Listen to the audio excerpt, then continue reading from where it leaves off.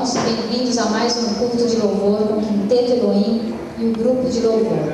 Hoje com um gostinho especial de aniversário, 31º aniversário de nossa igreja. Então convido os irmãos a ficarem em pé e vamos abrir nossas Bíblias em Efésios 3, de 14 a 21. Efésios 3, 14 a 21.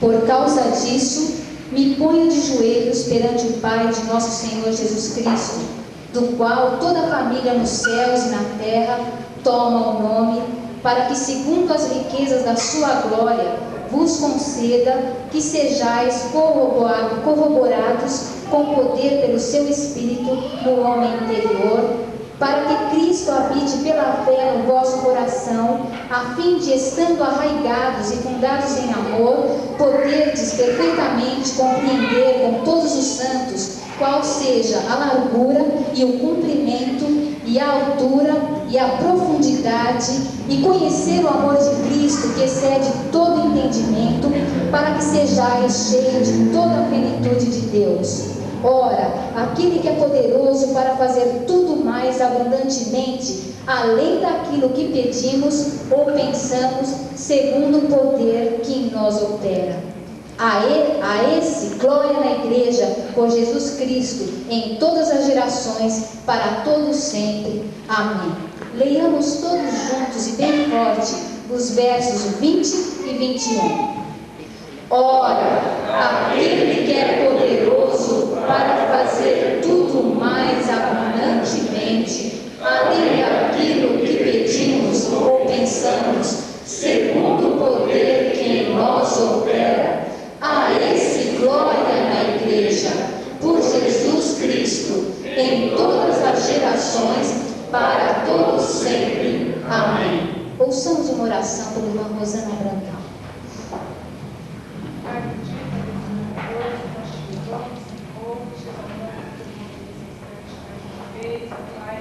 E te agradecemos, ó Deus, por essa oportunidade de estarmos aqui, reunidos com o povo de Deus, Senhor, a fim de te pensar mais nesse dia.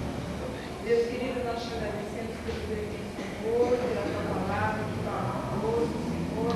Pedir, Senhor, da extensão, da tua profundidade, da grandeza, do teu amor para com as nossas vidas. Nós te glorificamos, ó Deus, porque nós não somos merecedores, mas tu nos amaste de uma forma tão imensa, Senhor, que entregaste o teu filho por nós na cruz, e nós te louvamos por isso. Deus querido, nós te pedimos agora que tu possas, Senhor, tirar da nossa mente, do nosso coração, tudo aquilo, Senhor, que não é do teu agrado, para que nós possamos, Senhor, te louvar em espírito e em verdade.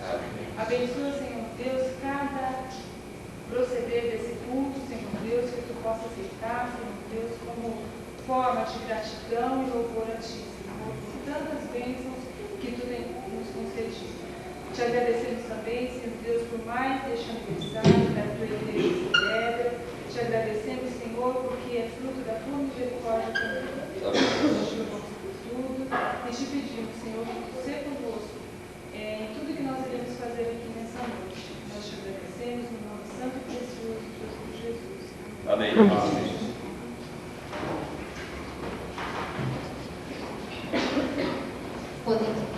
Os irmãos podem sentar.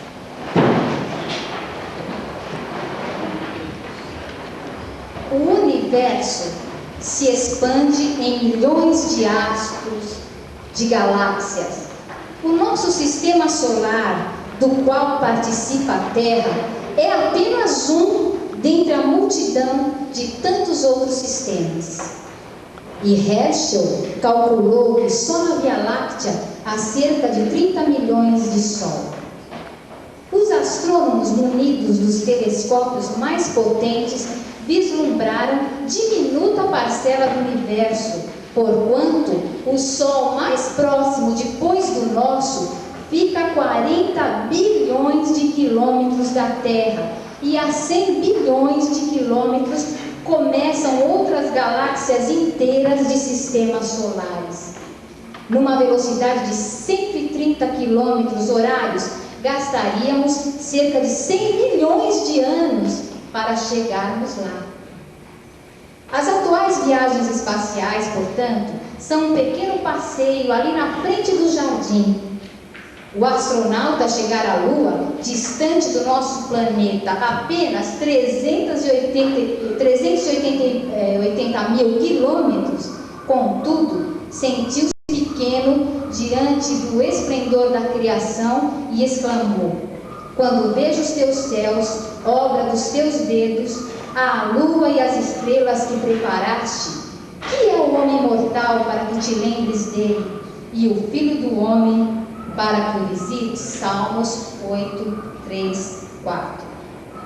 Palavras são insuficientes para falar sobre esta passagem de um livro do ex-padre Aníbal Pereira dos Reis, pastor, graças a Deus, e não há comentários. Só apenas levantar nossas vozes para louvar a esse Deus tão tremendo e maravilhoso, pela grandeza do seu poder.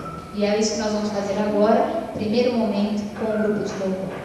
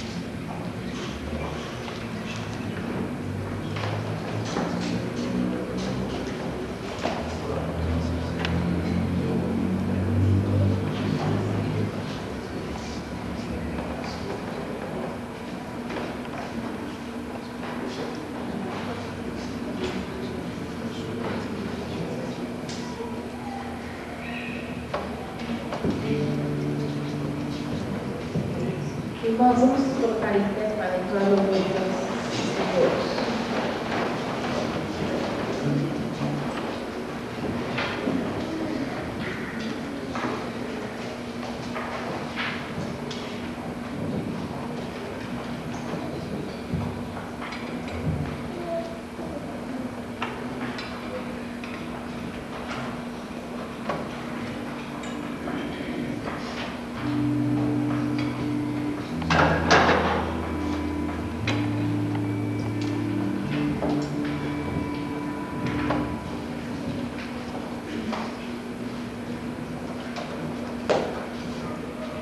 Primeiramente, podemos cantar digno de louvor.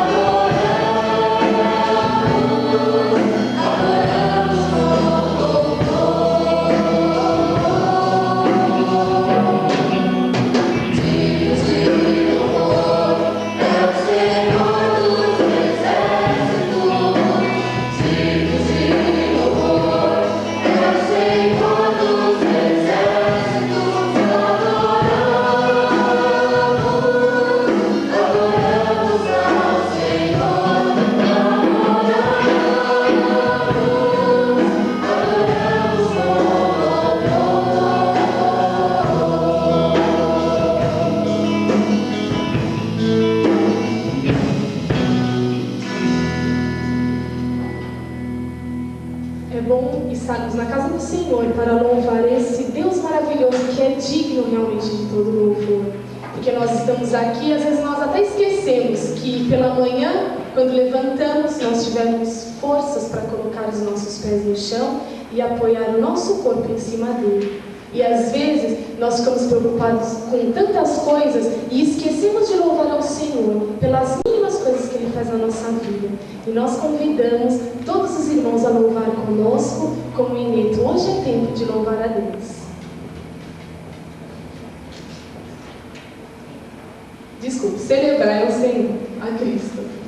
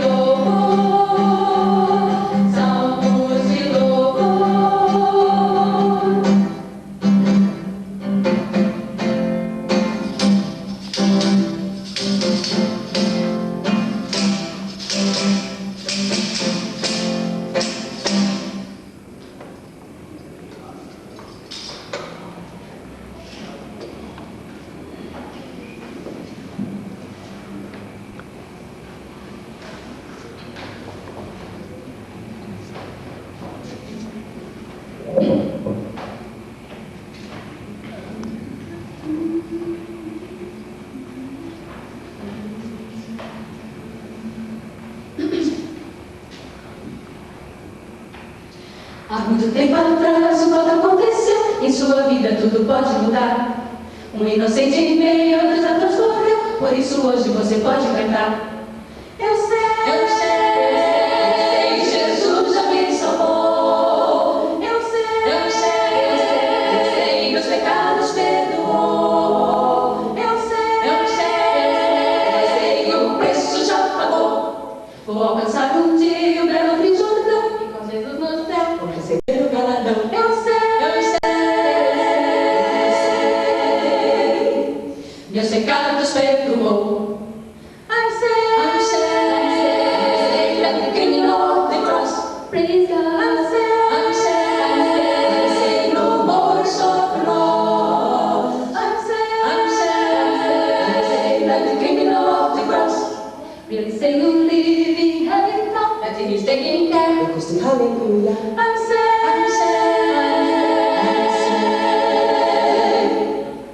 like the criminal of the cross.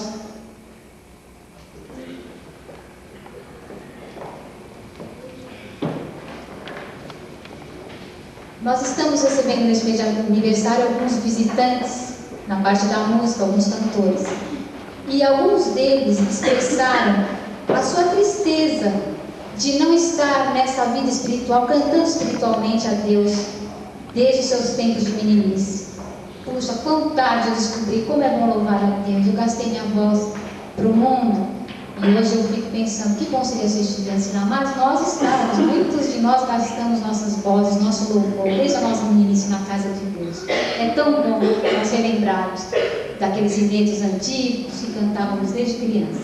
Vamos agora então passar para a sessão do fundo do baú, primeiramente com o grupo de louvor, depois com o Elohim. E é um momento muito especial em que nos lembramos do tempo em que éramos felizes e continuamos sendo ainda.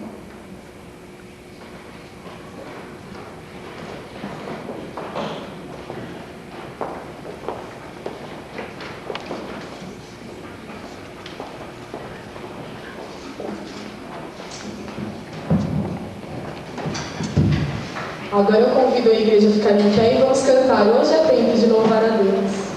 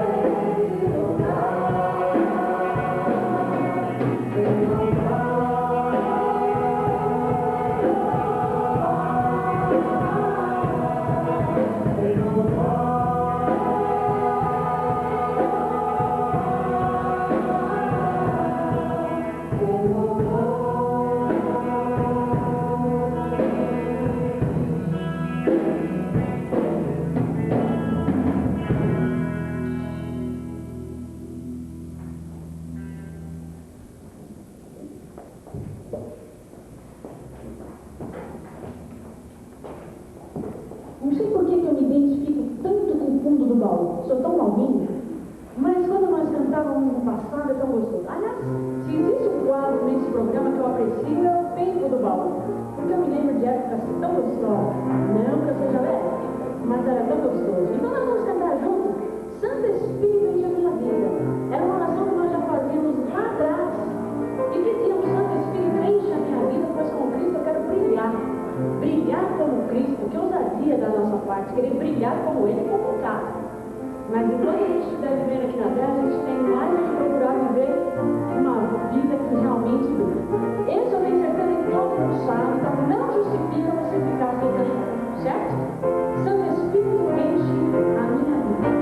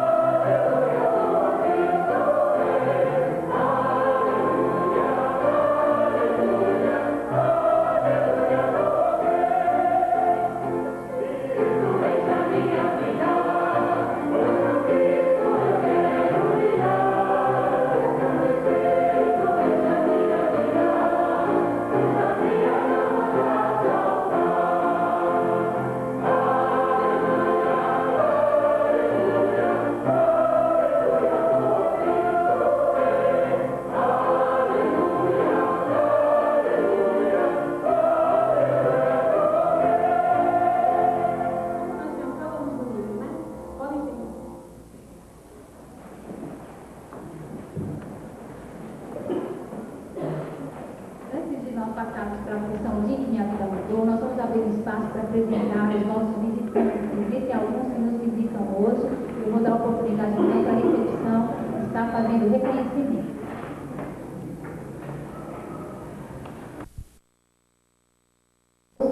Nós ouvimos depoimentos com os quais muitas vezes nos identificamos.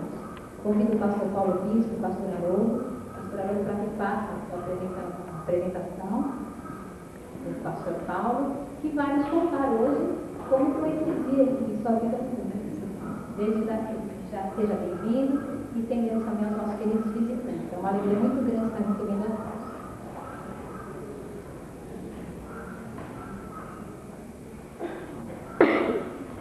Eu quero dar o meu cumprimento, uma boa noite a todos os irmãos amados, aos amigos visitantes, para esta noite especial, uma noite de festa, aniversário da nossa igreja. 31 anos de trabalho, 31 anos de pregação, ensino da palavra de Deus, louvor, quanta coisa durante esse tempo foi realizada em nome de Jesus Cristo.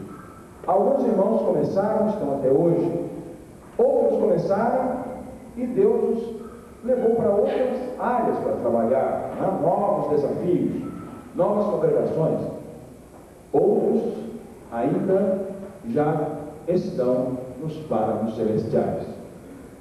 Alguns homens, algumas mulheres muito especiais, os quais nós nunca esqueceremos, que marcaram na sua vida da igreja como congregação, mas marcar nossa vida individualmente, como crentes, uma galeria que traz muita honra para o nome do Evangelho de Jesus Cristo.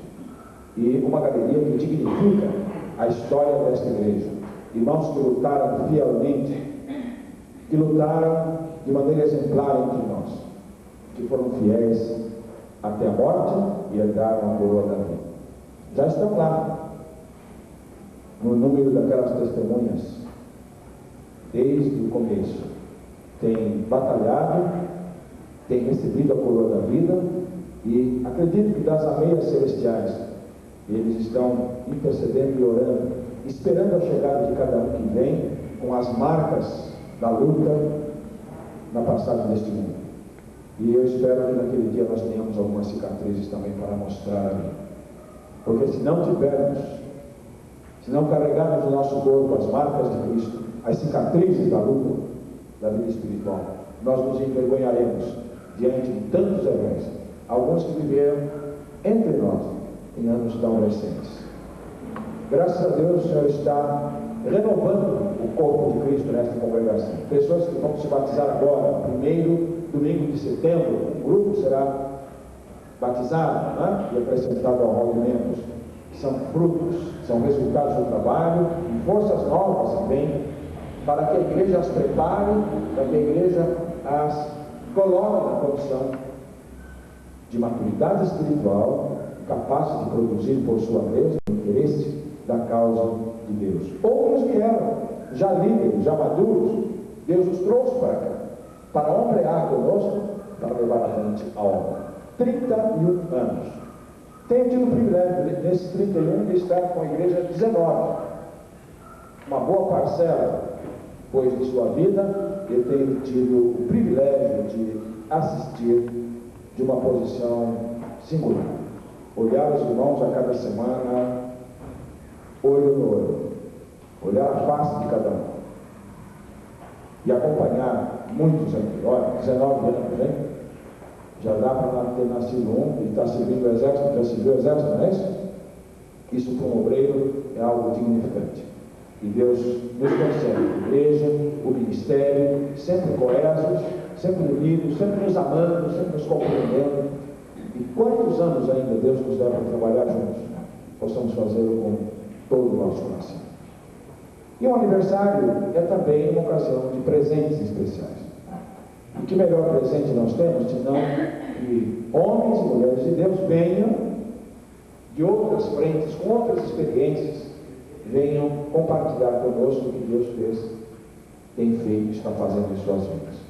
Então a presença de um convidado de fora, uma irmã, um irmão, um pastor, uma missionária, um líder, uma líder, isso é presente. Hoje nós temos um presente. Eu conheci o pastor Paulo Bispo Peste, quando ele era pastor ainda da igreja Monte Calvário. Monte Calvário ali na região da Penha. Né? Depois, fiquei conhecendo mais de perto, quando ele foi nomeado secretário executivo da Associação Batista Leste. Eu fui pregador na posse dele como secretário executivo, numa tarde memorável e inesquecível. Eu sei até o texto que eu preguei naquela tarde. Depois, o pastor Paulo Bispo tem sido movido por Deus, né, pastor? Várias tarefas que aparecem, desafios novos, e ele assumiu, como as tantas outras igrejas, alguns outros ministérios, e atualmente ele está aqui em Vila Nova, Curuçá, uma igreja que fica bem próxima aqui, de 15 de novembro, e está em construção.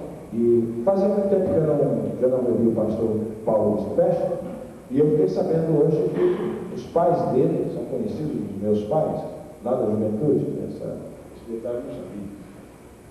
Mas depois se tiver mais alguma coisa, ele pode dizer. Então, lá atrás, nas nossas raízes, nas nossas origens, né, os nossos pais já se conheciam no âmbito também do Evangelho de Jesus Cristo. Portanto, ele vai tomar a palavra agora e vai nos encaminhar à presença de Deus neste momento em que a palavra do Senhor, o testemunho, nos enriquece, nos desafia e nos edifica. Com a palavra do pastor Paulo Bispo Peste, para esta parte, o dia que a minha vida mudou.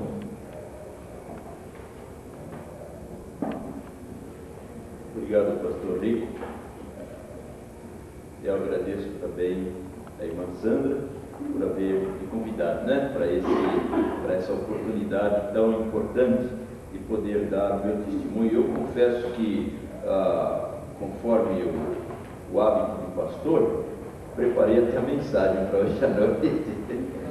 E especialmente que ela disse para mim: olha, é 30º aniversário da igreja, parabéns, igreja, parabéns por 31 anos de existência. Recebam parabéns da nossa Associação Central do Brasil, onde somos vice-presidentes, e recebam parabéns da Igreja Batista Nova Curuçá. É uma alegria chegar aqui e encontrar vários irmãos que conhecemos, a Débora, que é nossa sobrinha, ele que não está, né? Mas também a Agamenon que foi chamado de internacional só porque é baiano, e um criador de coelhos. Eu não sei quantos sabem que tem aqui na igreja um criador de coelhos, né? O conejeiro. Então é uma alegria revê-lo, né? Faz muito tempo que não via o conejeiro, como o pessoal fala em português, né? Conejeiro. Então, meu pai era muito amigo do conejeiro, sempre que os dois se encontravam, conversavam sempre em espanhol. Então é uma alegria poder. A última vez que vi o irmão conejeiro, ele estava lá em Suzano cortando o cabelo da garotada lá do orfanato de Suzano. É um prazer grande. Eu também revejo muitos outros irmãos que conheço assim de vista, né? Mas fico assim lembrando onde foi que eu vi pela última vez, né? E é tão bom nós nos revermos e ficamos assim imaginando quando nós chegarmos lá no céu que nós vamos ver aquelas almas com as quais nós convivemos aqui na terra. E vai ser assim algo tão importante, tão importante. Certa vez alguém perguntou a um diácono muito experiente: quando eu for para o céu, será que eu vou conhecer o pessoal todo que eu conheço aqui na terra? E o diácono, com toda a sua experiência, disse: olha, uma coisa eu tenho certeza, eu não vou saber menos do que as coisas que eu sei aqui. Então, certamente, eu estarei conhecendo as pessoas. Mas cremos que lá no céu, quem vai nos chamar muita atenção é Jesus Cristo, né? E nós estaremos com a nossa atenção toda voltada para Jesus Cristo. Eu sou filho de pais crentes. Os meus pais sempre nos ensinaram no caminho do Evangelho. Desde pequeno nos levaram para a escola dominical. Aprendi com meu pai a decorar os versinhos do Natal, também de Dia das Mães. Naquela época nem tinha Dia dos Pais, não. Dia dos Pais é mais recente, né? Mas naquela época era Dia das Mães, como era comemorado também. Havia um dia em que todos vinham para a escola bíblica dominical, todos, fechava a casa. Era dia de trazer a chave, né? Lá na igreja da Casa Verde, e trazia a chave. Meu pai era superintendente da escola bíblica dominical, Então eu nunca me esqueci, né, que foi ensinado pelo meu pai. A minha professora da Escola Bíblica Dominical era Luiz Herculano. Ela foi ser missionária lá entre os índios. Ela era muito feia, né? Eu acho que ela já faleceu, por isso eu posso contar aqui, sem problema, né? Mas, então, a gente brincava dizendo, mas será que os índios não vão se assustar com a Luísa sendo missionária? Mas ela era tão boazinha, que eu não me lembro de outra pessoa tão boazinha como a minha professora Luísa Herculano. Uma vez eu caí no carrinho de rolemã e eu não pude ir na escola dominical. Eu fiquei todo machucado e eu gostava muito da escola dominical. Eu não faltava, nem um dia. Você falta na escola dominical? É você mesmo que olhou para trás. Você falta? Não falta não? De vez em quando. Eu só faltei aquele dia que eu me machuquei. Mas eu senti uma saudade tão grande. E a minha professora foi me visitar. E ela levou um Novo Testamento para mim. E naquele Novo Testamento estava escrito assim, né? Ao aluno que nunca falta na escola bíblica dominical. Então Luiz Herculano me deu aquele Novo Testamento de presente. E eu fiquei então muito contente. Durante a semana eu passava na frente da Igreja Batista da Casa Verde. Naquela época tinha bonde. Eu acho que pouca gente aqui se lembra de bonde, né? Só os mais antigos mesmo. Eu acho que nem esse pessoal que foi pegar coisa no fundo do baú dos louvores não se lembra de bonde. Mas, então, o bonde passava na frente da Igreja da Casa Verde. E eu passava durante a semana na frente da igreja e eu ficava assim com o coração apertado, dizendo, mas por que está fechada hoje a igreja? E eu não posso encontrar com o Clóvis, com o Valdemar, com o Silas Costa, com todos os meus colegas da igreja. Eu gostava mesmo muito da igreja. Nós nos mudamos depois da Casa Verde e fomos morar lá no Belém, lá no Brás, adiante do Brás, entre Brás e Quarta Parada, né? Belémzinho. E morávamos lá na rua Siqueira Bueno, e eu tinha então 13 anos. E o meu pastor naquela época era o pastor Antônio de Oliveira, falecido, pastor da igreja do Belém.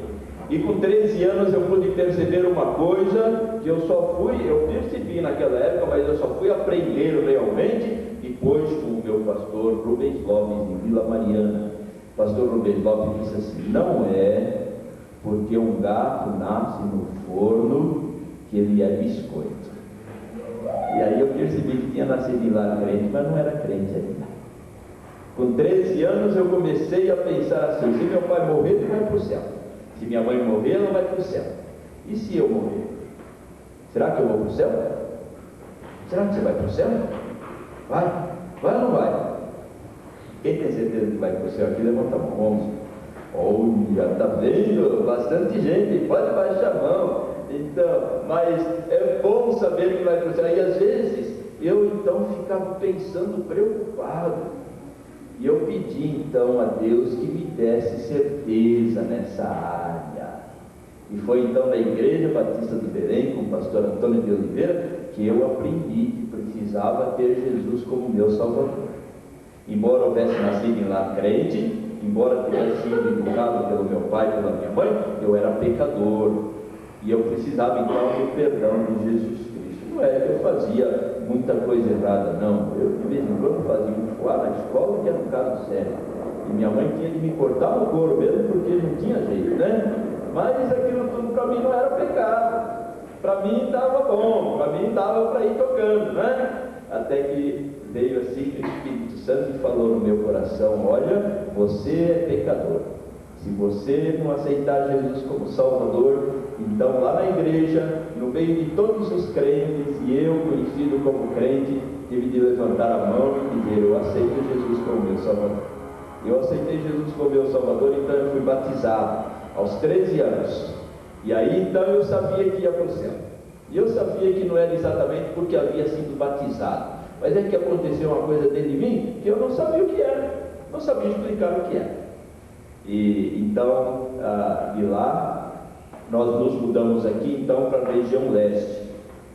Nós moramos aqui em Arthur Alvim, morávamos desde o ano de 58. Em Arthur Alvim quase não tinha rua asfaltada nenhuma, o ônibus ficava encalhado, inicialmente nem tinha ônibus, só tinha até na Vila Velha. E o trem é que ia na estação de Arthur Alvim, era trem de madeira ainda, era Maria Fumaça. Se sentasse no primeiro vagão depois da Maria Fumaça, então ela jogava brasa em cima da gente, a gente ia ver que ficava todo furado depois, porque aquelas brasas vinham assim e furavam a roupa da gente. Era um caso muito sério a Maria Fumaça. Depois então foi um grande progresso quando botaram o trem elétrico. E o trem elétrico então começou a correr, ele já não poluía mais, e já subia a rampa sem parar. A Maria Fumaça às vezes parava e começava a derrapar no meio da rampa. E lá então eu fui cada vez me conhecendo mais como pecador. O pecado era marcante na minha vida. Eu tinha muita dificuldade para vencer o pecado. Eu era moço, não era careca, apesar de careca é bonito, né? Mas eu era bonito, e então percebi que podia ter namoradas, e eu pude perceber então que o pecado falava alto na minha vida. Eu era presidente da União Feminina Missionária, desculpe, eu era presidente da mocidade. Da União Feminina Missionária nunca fui presidente, deixa eu deixar bem claro isso aí. Então eu era presidente da mocidade, e então eu tinha de tomar muito cuidado comigo mesmo. E eu tinha muitas vezes de falar: "Ô Senhor, tem compaixão de mim, porque eu sou uma pessoa que careço muito da tua misericórdia, da tua graça. Tem tanta coisa para ser feita." O pastor Saulo vinha e falava comigo: "Paulo, você precisa tomar jeito." Eu entrei na aeronáutica.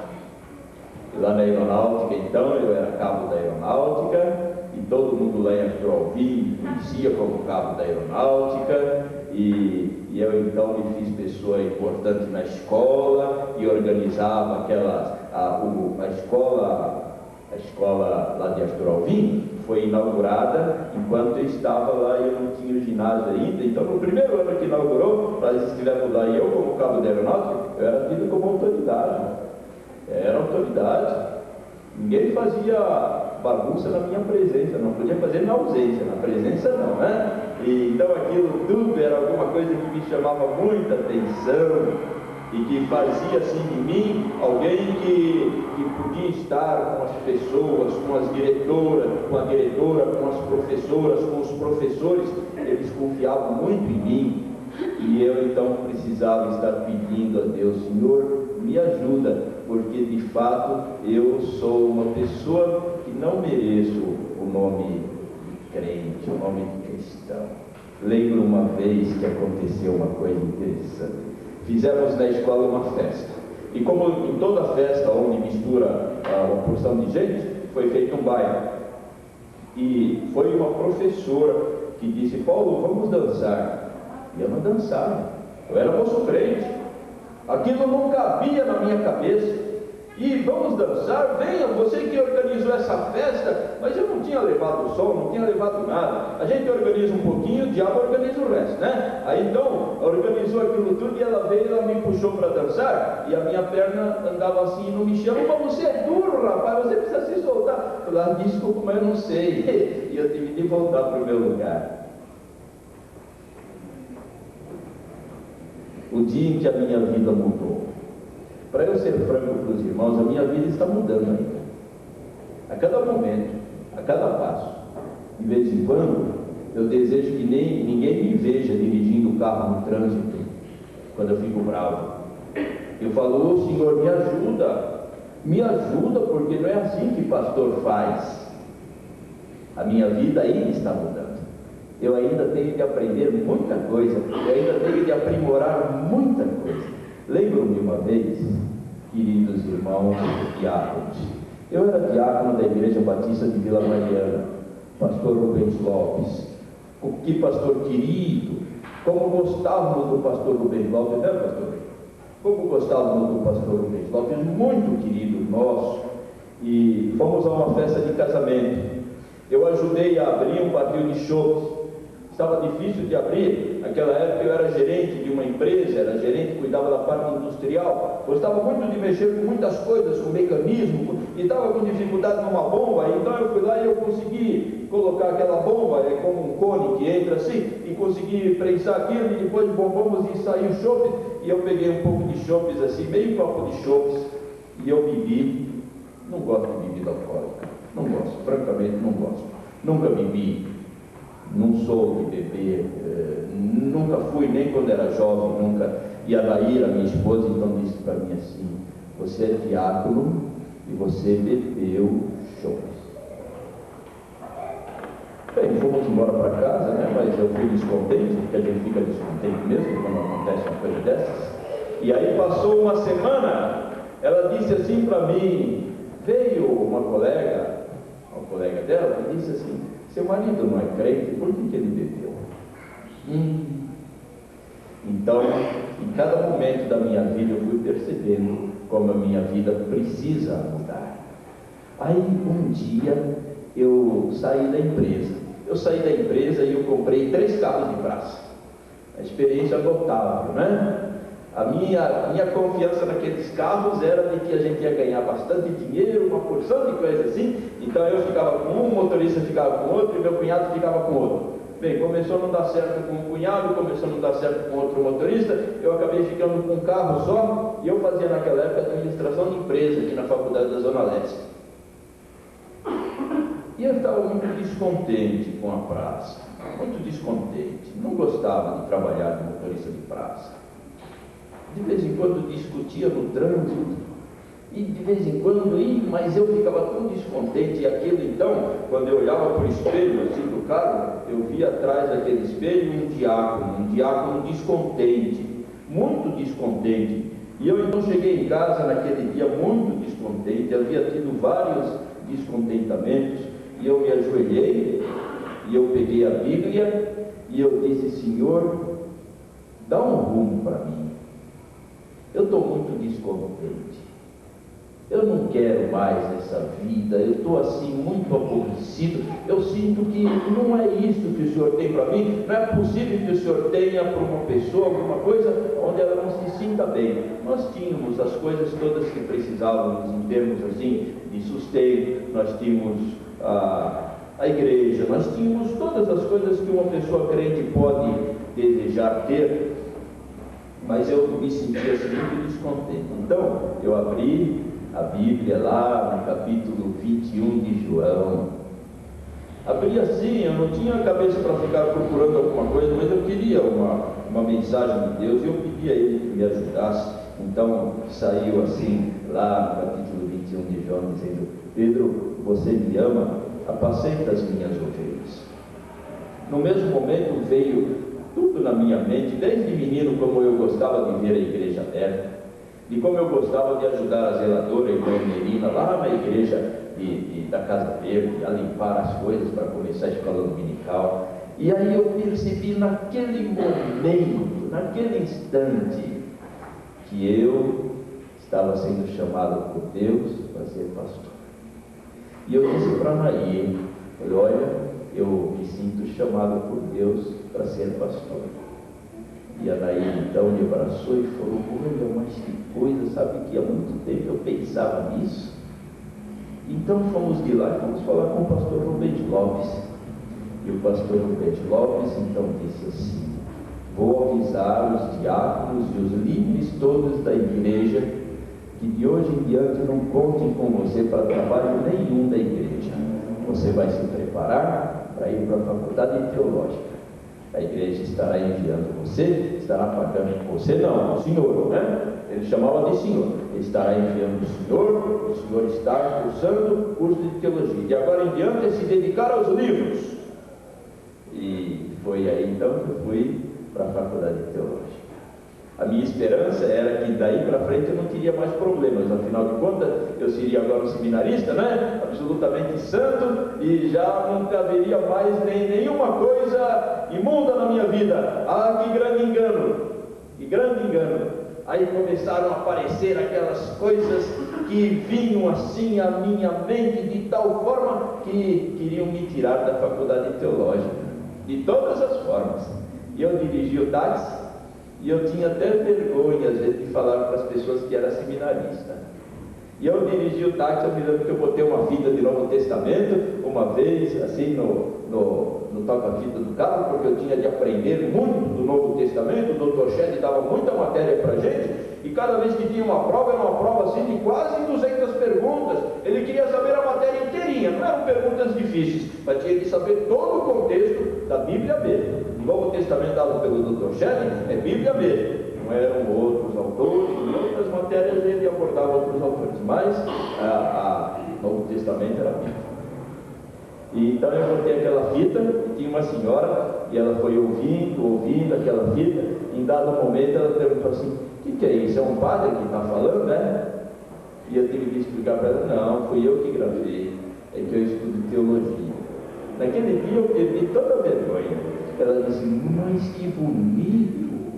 Ela não era crente, mas que bonito, você estuda teologia, foi você que gravou? Ele falou: foi, mas só que eu li tudo no Novo Testamento, né? É tudo que está escrito no Novo Testamento. Então, foram experiências assim, a cada passo, a cada momento, como Deus dizendo: vamos, ande mais um pouco, vai, continua andando, prossegue andando. Se eu dissesse, como eu já disse aos irmãos, que hoje Deus não precisa mais me mandar andar, eu estaria mentindo. Ainda hoje, o meu caráter tem de ir sendo modificado a cada dia, a cada instante. Tenho muito desejo de, quando prego o Evangelho, que as pessoas aceitem Jesus Cristo. Quando prego na igreja, que haja conversões. Peço aos membros da minha igreja: orem pelo pregador enquanto ele prega, para que as pessoas possam aceitar Jesus Cristo. A minha maior alegria é quando as pessoas aceitam Jesus Cristo. Fomos uma vez a uma cruzada lá na cidade de Rosário, na Argentina. E quando chegamos então naquela cidade, entre outras experiências, houve o caso de uma senhora que fomos visitar. Era uma senhora jovem, e chegamos àquela casa, ela tinha um quiosco. Quiosco é que abre assim na frente, né? Aquela barraquinha que abre assim, e ela vendia balas, vendia uma porção de coisa. E ela então gostou de ouvir o Evangelho, e ela disse: o senhor pode voltar amanhã, o senhor falar com a minha mãe? Só que eu vou avisar, minha mãe é muito católica, é muito difícil falar para ela do Evangelho. O senhor pode vir? Então eu podia anotar aquela visita para o dia seguinte, e no dia seguinte nós fomos à casa daquela senhora.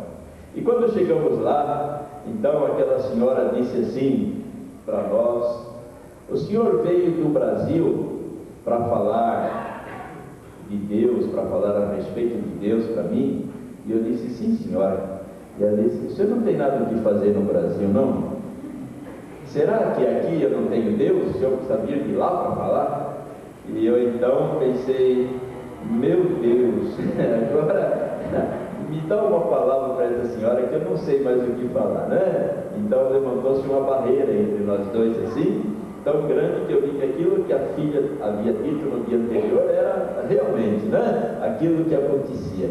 E então eu pedi naquele momento, pedi a Deus que me desse uma palavra. E no momento assim, olha, Deus nunca falha conosco, nunca. Nós falhamos, mas Deus nunca falha. No momento então, me veio uma ideia de pedir 2 balas do mesmo vidro. Então ela me deu 2 balas, a filha daquela senhora me deu 2 balas do mesmo vidro. Eu peguei uma bala e eu dei para aquela senhora, e eu fiquei com a outra bala na mão. E então eu disse àquela senhora: qual é a diferença que há entre essa bala que está na sua mão e a bala que está na minha mão? E ela disse: não há nenhuma, as duas foram tiradas do mesmo vidro, são iguais, né? Olha, não há nenhuma mesmo? Não há nenhuma. E eu então insisti um pouquinho com aquela senhora, até que ela disse: bem, a diferença que há é que essa está na sua mão e essa outra está na minha mão.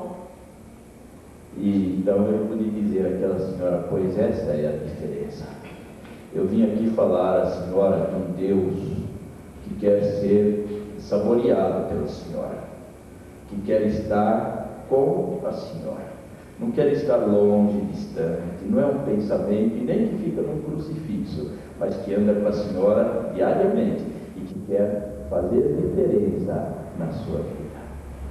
Eu me lembro como se fosse hoje, aquela senhora disse: mas se é assim, eu quero aceitar Jesus como meu Salvador. E ficamos então tão contentes, tão contentes. Muitas experiências temos tido quando podemos estar na atividade da evangelização.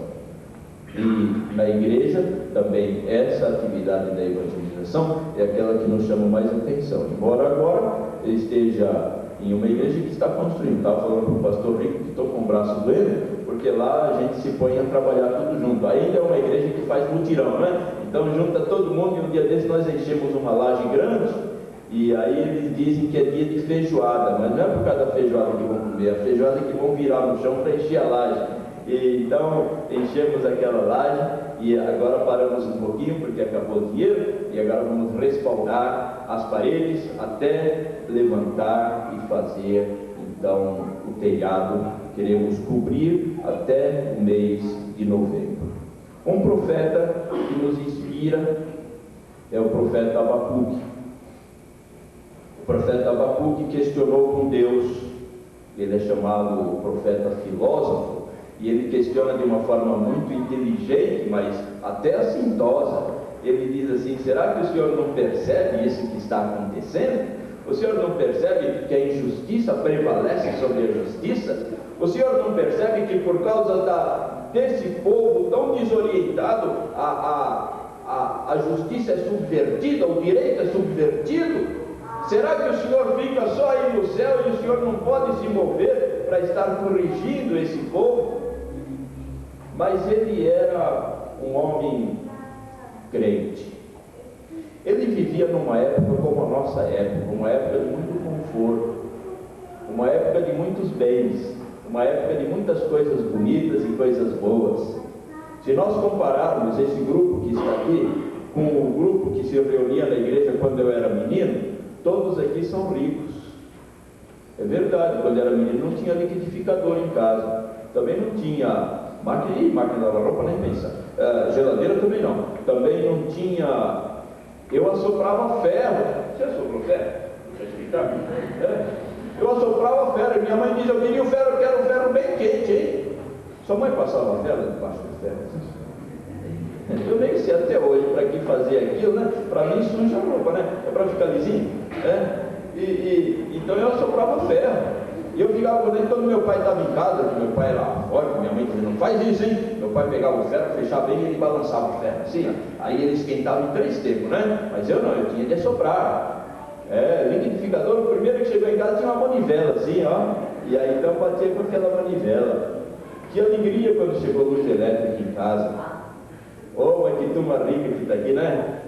Uma porção de gente com telefone, com carro, com aquecedor, ele faz um pouquinho de frio, já liga logo o aquecedor, uma porção de coisas assim. Então, Abacuque viveu numa época assim, uma época onde havia muito conforto.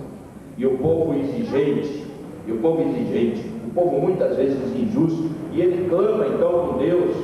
E chega no momento, depois de ele clamar, então ele diz assim: agora, depois que eu falei assim com Deus, eu vou me colocar no mais elevado do meu ser, e eu vou prestar atenção para ver aquele que fala comigo, para prestar atenção, ver o que ele tem para me informar. É um livro bem curtinho.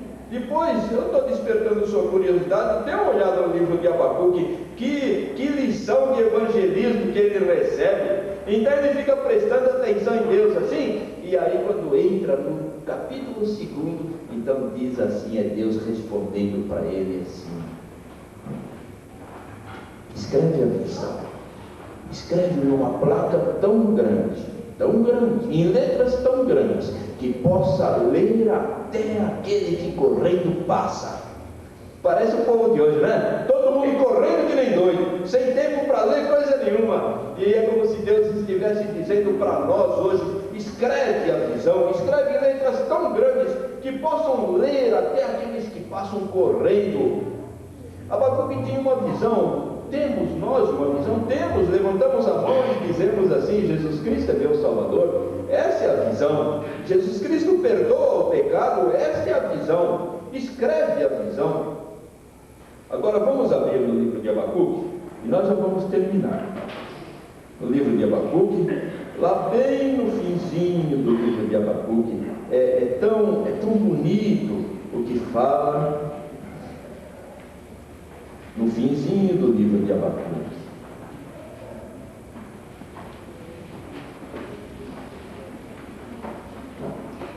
Capítulo 3, vejam a partir do verso, vamos ver a partir do 16, diz assim: ouvindo eu, o meu ventre se comoveu, a sua voz tremeram os meus lábios, entrou a podridão nos meus ossos e estremeci dentro de mim. Descanse eu no dia da angústia, quando ele vier contra o povo que nos destruirá.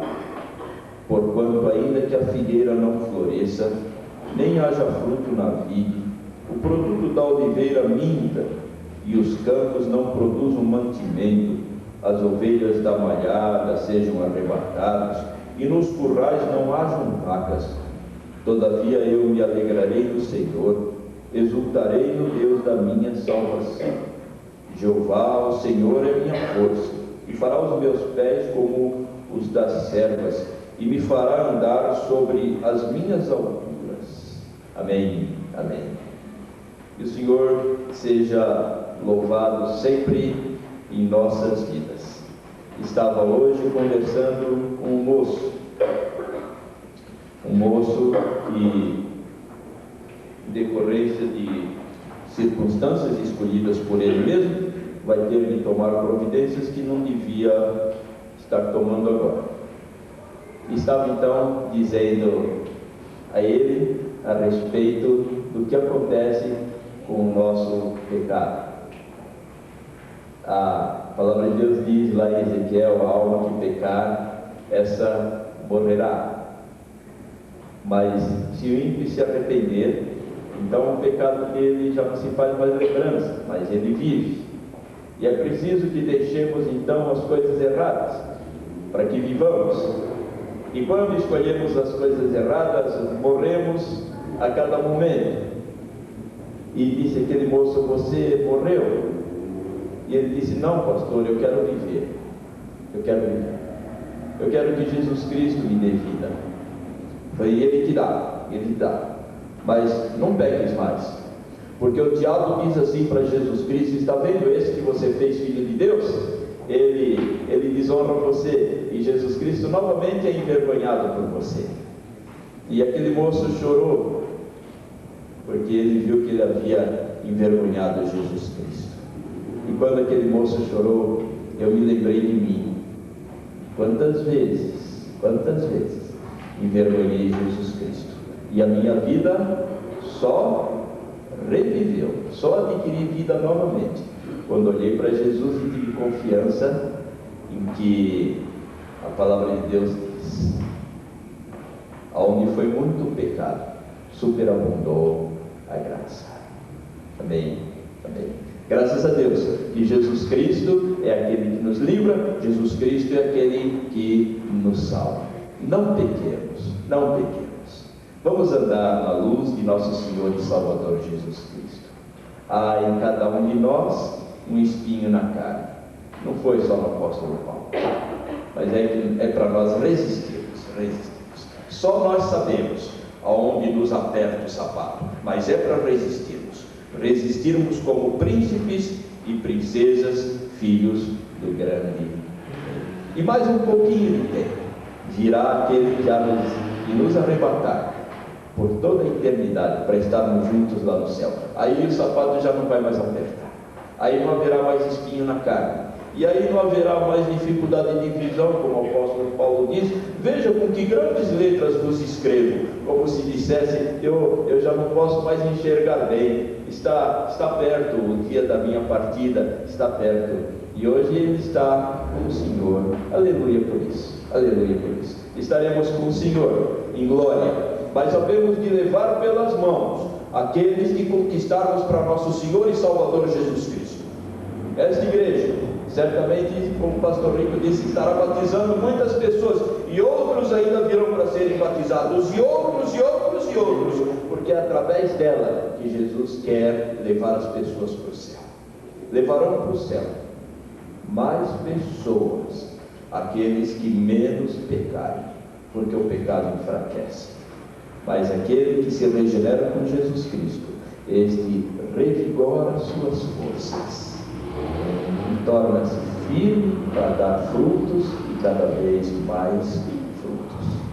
É assim comigo, e nós somos todos iguais, né? Somos todos iguais. Que o Senhor tenha sempre misericórdia de nós, como tem tido até hoje. Que o Senhor nos faça fortes para a honra e glória do seu santo nome. Amém. Obrigado, Sandra, por me convidar. Eu confesso a você que foi a primeira vez que eu falei isso na igreja. Nunca dei um testemunho. Eu sempre vou na igreja e digo: olhe para o pastor, veja só que o pastor vai fazer coisas assim, assim, assim. Não, às vezes eu digo: olha, vocês tomem cuidado, o pastor é homem, né? Como qualquer homem. Mas, assim como falei hoje, foi a primeira vez. Obrigado por haver me convidado. Vamos orar, amados. Somos te gratos, Senhor, nosso Deus, nosso Pai, por tua misericórdia renovada em nós nesta noite. Amém. Agradável é observarmos no exemplo prático como o Evangelho de Jesus Cristo opera na vida de pecadores como nós. Amém. Nós te louvamos porque o Evangelho é muito claro, muito franco, cristalino, transparente, realista. E aprendemos nesta noite a discernir o dia em que nossa vida mudou de posição, quando nós reconhecemos quem é Jesus e cremos nele, definitiva e eternamente, a nossa posição diante de Deus é mudada. Antes estávamos longe, agora chegamos perto. Antes estávamos mortos, agora fomos vivificados. Antes éramos estranhos ao pacto da promessa, hoje somos filhos. Antes estávamos condenados por nossos pecados, hoje somos justificados. Isto ninguém mais pode mudar pelo Espírito que nos foi dado e é o penhor desta herança. Nós aprendemos também que no dia em que aceitamos a Jesus, nossa vida muda de posição.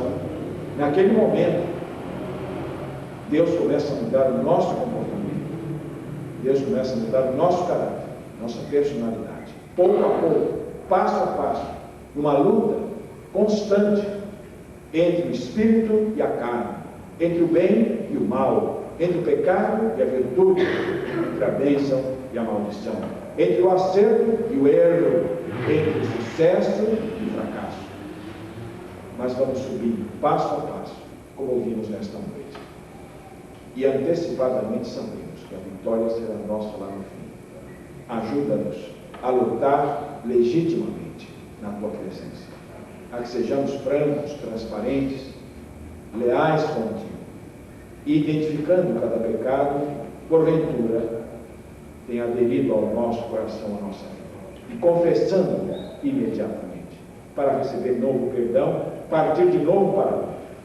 Porque sabemos em quem temos crido, e estamos certos de que Ele é poderoso para guardar o nosso tesouro até aquele dia. Obrigado por esta vida, que um dia mudaste de posição. E obrigado por esta vida, que vens mudando no caráter, na personalidade, no comportamento, ao longo dos anos, como resultado aqui está o teu servo, capacitado para dar esse testemunho, que muito nos tem inspirado, muito nos tem consolado e muito tem ilustrado nosso entendimento. Abençoa toda esta congregação e que fique claro, muito claro, a mensagem desse testemunho em cada coração, por Jesus Cristo. Amém.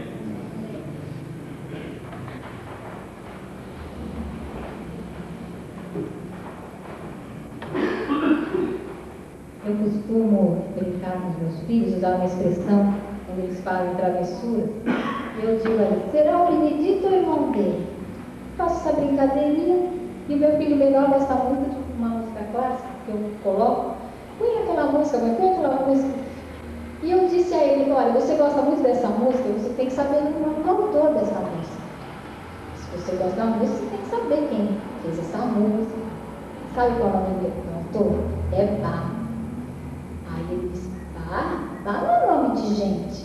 Eu disse: é nome, sim, é nome estrangeiro. Nome brasileiro e nome estrangeiro. Mas como que é nome brasileiro?